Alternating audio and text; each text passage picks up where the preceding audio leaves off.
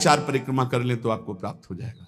गौ की प्रदक्षिणा से गावः प्रदक्षिणी कार्यावंदनीया ही नित्यशः, जो रोज गाय को प्रणाम करता है और गाय की प्रदक्षिणा करता है तो भगवत प्रदक्षिणा का उसे फल प्राप्त होता है। यदि घर में गाय बंधी है और भूखी है और प्यासी है तो तुम्हारे सारे पुण्य नष्ट हो जाएंगे। गाय के गोबर से जहां लेपा जाता है वहां जिस देवता का आवाहन करोगे वही देवता आकर विराजमान हो जाएगा। गौएं जहां विराजमान रहती, गौशाला में भजन करे तो कई गुना बढ़कर के प्राप्त होता है। जहां गौएं विराजमान होती हैं वो बड़ा पवित्र दिव्य तीर्थ स्थल माना जाता है। अपवित्र भूमि में भी यदि गाय के गोबर का लेप कर दिया जाए तो परम पवित्र मानी जाती है। गाय बहुत पवित्र, जहां वो बैठती है, जहां वो मूत्र त्याग करती, गोबर त्याग करती, वो स्थान तीर्थ तुल्य पवित्र माना जाता है। कितना भी बड़ा पापी हो, अगर पंचगव्य पिलाया जाए तो वो वैदिक मंत्रों को स्वीकार करने लायक हो जाता है, पवित्र हो जाता है।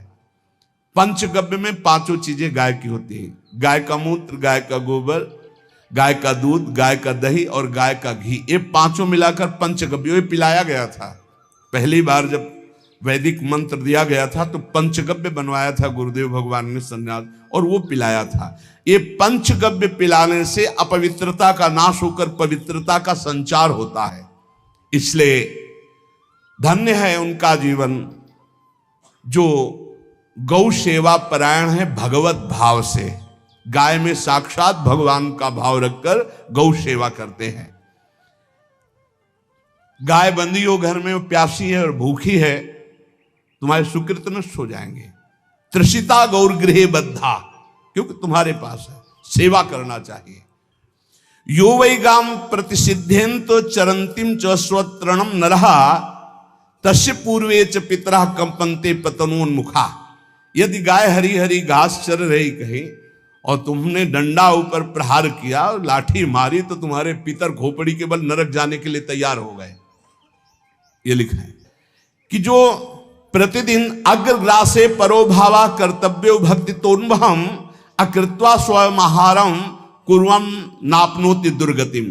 जे ही तुम्हारे गृहस्थ में घरों में पहले होता था, अब तो भगवान जाने, जे ही पहली रोटी तवा में गई तो वो निकाल करके पक्की रखी जाती थी गौग्रास के लिए, पहला रसोई में। तो इसमें लिखा प्रतिदिन स्वभोजनम, पहले स्वयं भोजन न करके गाय के लिए ग्रास निकालना चाहिए। जहां गौ को माता की पदवी दी गई, जहां गौ को हम आराध्य देव के रूप में मानते हैं, आराधना करते हैं, गौ रक्षा, गौ सेवा, ये बहुत बड़ा इसमें छुपा हुआ है। स्वयं भगवान अवतरित होकर गौरव, जब गाय के रूप में पृथ्वी रमाती तो भगवान का अवतार हुआ है। बड़ा विचित्र समय आता चला जा रहा है कि अब आधुनिक यंत्रों की ऐसी सेवाएं हो गई बड़ी बड़ी कि अब ना बैल की जरूरत है, और ऐसे दूध की महंगाई बन गई कि अब देसी गाय 2 लीटर 3 लीटर 4 लीटर, और ऐसी ऐसी कि 20-20 25-25 लीटर दे तो कौन देसी गाय को। गौओं का सेवा का भावना शास्त्र आज्ञा करता है। जो प्रतिदिन गौग्रास निकालता है, अर्पित करता है, तो उसको अग्निहोत्र करने का फल मिलता है, उसके पितरों को तृप्ति मिलती है और समस्त देवताओं के पूजन का फल मिल जाता है जो गौग्रास निकाल। जिनके पास अर्थव्यवस्था, जो गृहस्थ धर्म में है या जिनके पास अर्थ है, कुछ रोज 1 रुपया निकालो। हम कह रहे रोज निकालो तो महीने में 30 रुपया होते। 30 रुपया में एक गाय को हरी घास तो एक टाइम पवा ही सकते हो ना, बहुत नहीं है तो 1-1 रुपया निकाल के अगर एक गाय को चारा दोगे तो एक बार का भोजन तो हो ही सकता है। 30 रुपया में हरी घास जाकर के उसके दावा एक बार तो पवा दोगे ना।